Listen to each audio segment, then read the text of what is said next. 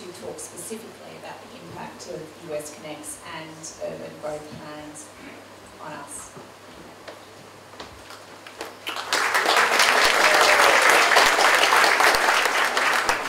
I'm sure you've all come here tonight because you love Petersham Park and all the things it means for you and for all of us. It's a place where kids play and run, where mothers meet up, where there's... They can't hear you as well. Sorry. Can you hear me now? I'm sure you've all come here tonight because you love Petersham Park and all the things that you do there. It's a place where kids can play and run, mothers meet up, there's cricket, there's baseball, there's sports training, there's a magic yellow bus, there's picnics, there's swimming in the pool, there's birthday parties, weddings, barbecues, fitness classes. It's the home of the threatened long-nosed bandicoot, some of you may not have known that. It's a place where you make new friends, where you can go to carols in the park and where you can walk your dog.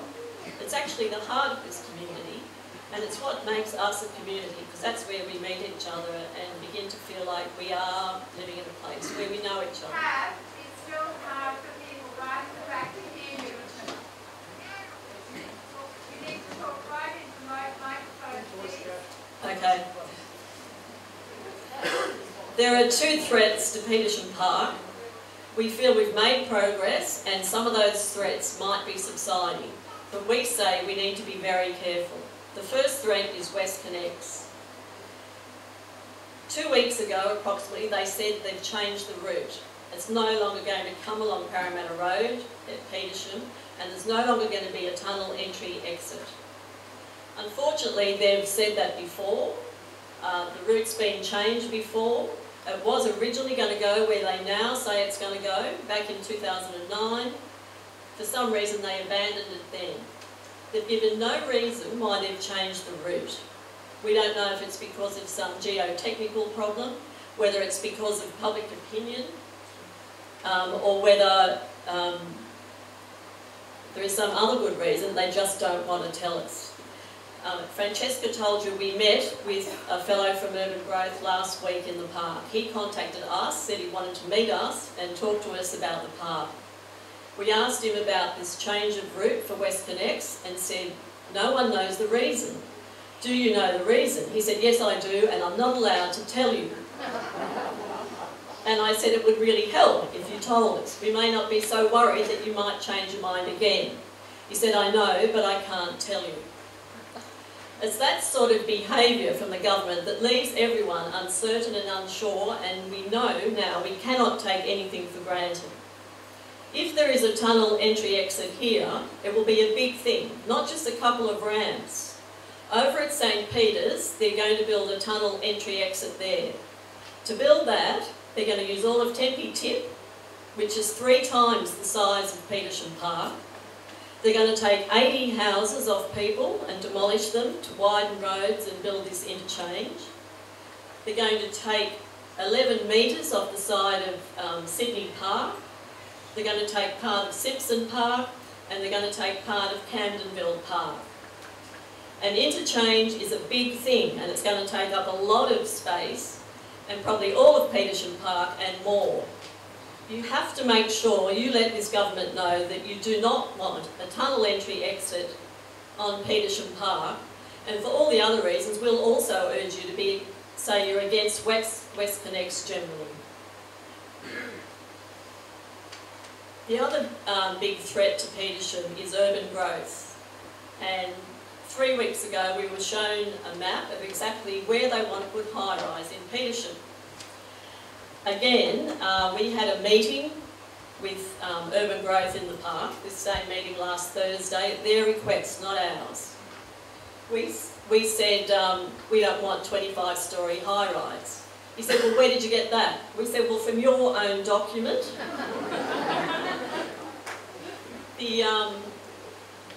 On page 18, next one, you can see here the 4 categories. You've got low rise, medium to high rise, and then high rise. So high rise is 14 to 25. Then you go to this page 32. Unfortunately, it's not a very good reproduction, but I'll read you what it says. This precinct could evolve to support higher scale residential development. So we took that to mean top of the range. We also looked at the shading. Go back to the map. You'll see there's light pink and there's dark pink. And down here, it says development density. So common sense says light pink might mean it's not very high, and dark pink might mean it's very high. So we took that to mean 25 stories where it's got dark pink. We rang Urban Growth to find out, and they said, no, it means nothing. Light pink, dark pink, it's all the same. Fools that we are. So that's why you got a flyer saying you're at risk of up to 25 stories in all these shaded pink areas around the park. You'll see at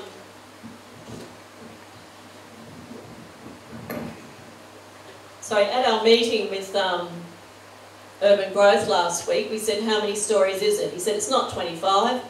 It's probably, what was it? I wrote this all in one night and I can't remember now. I think it's about 8. So he's now sent an email yesterday to all the people who'd made submissions to Urban Growth saying, we've changed our mind. It's not going to be 25. We would never do that to you. He didn't nominate any number of stories whatsoever. We don't know if it's 8, 2 or 20 or 24. He also said, don't worry, the streets adjoining Petersham Park, the homes adjoining Petersham Park, the homes immediately around the park will not be rezoned. Now, what does that mean, the homes immediately around the park? That's the park. There are houses here that back onto the swimming pool, but not the park. So do they not count? There are houses here across the road from the park. Are they immediately adjoining the park, or no, or not, because they're across the road from it? There's houses here that are pink. They're across the road from the park. Are they immediately adjoining the park? We don't know. There's pink here along Brighton Street, immediately opposite this bowling club. Are they immediately adjoining the park? They back on to the swimming pool, but there's a lane behind them before you get to the swimming pool. Is that immediately adjoining the park? We don't know. You come up to this end of Station Street. There are people in houses backing onto the pool. Then there are people across the road from them on Station Street. Are they immediately adjoining the park or not? Because they're separated from the park by houses across the road from them, and those houses actually are on the pool and not the park. Who knows? Over here, you've got Wentworth Street, that little dead-end street that runs up to the park. A row of houses along there, across the road from the park, but not immediately adjoining the park. So it might mean, if it's only the houses immediately adjoining the park, and the pool doesn't count, I worked out that's 2 houses. There's one here at the end of Wentworth Street, and there's one here at the edge of the park backing onto the pool. It'd be good if they'd tell us, you know, is it 8 stories, 2 or 20? And what streets are you talking about that you're going to save? Are you going to save all of Station Street, all of Brighton, all of West, all of Wentworth? We just don't know. You may know, may or may not know, that a lot of our area is heritage conservation area. All of Station Street is, Brighton Street and West Street, and parts of Parramatta Road as well. That will mean nothing, but obviously it means nothing to them because they've highlighted it. The aim of Urban Growth is by the end of next year to try to put their new plan into action. And to do that by beginning to change all the laws, regulations and whatever it is they need to do. And we were told that in the park last Thursday by Urban Growth. that is what has to be done. Otherwise, it's a complete waste of time. They're just drawing up fancy ideas, spending a lot of money and achieving nothing.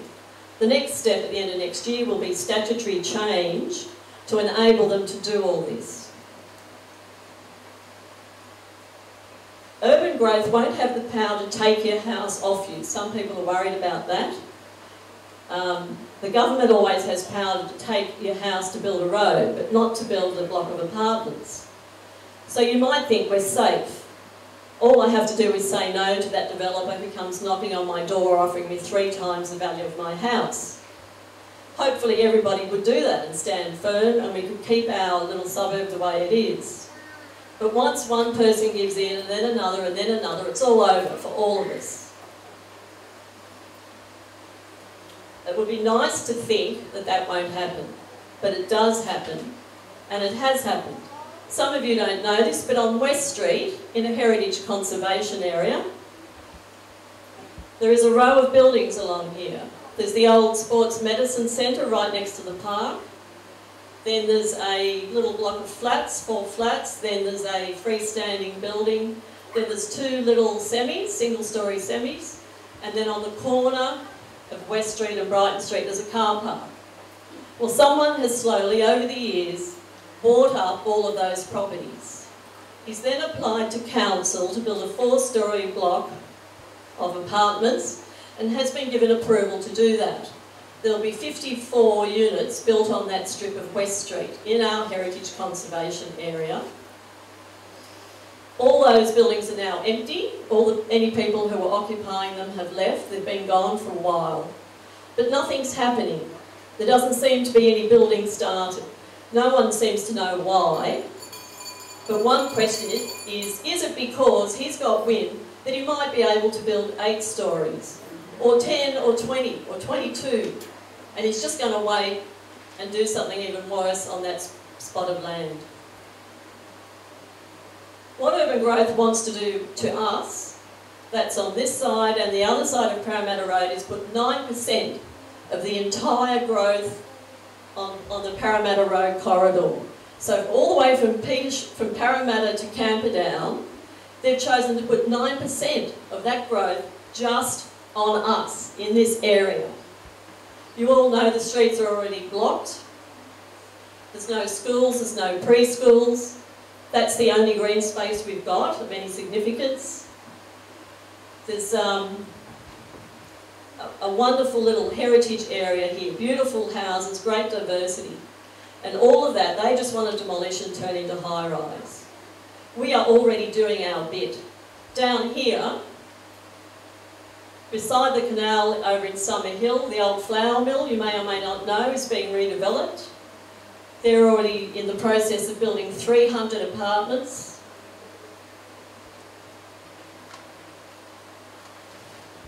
They're going to be 9 stories high. On the other side of the canal, over here, where the old mattress factory used to be, Meriton's busily building another 400 units. They're going to be 10 stories high. Next to that, where the old hardware store used to be on Old Canterbury Road, there's already a 5-storey building gone up, and that's got 64 units in it. Up on Crystal Street, where there used to be a nursery, you can see a building going up there. That's 3 stories high with apartments in it.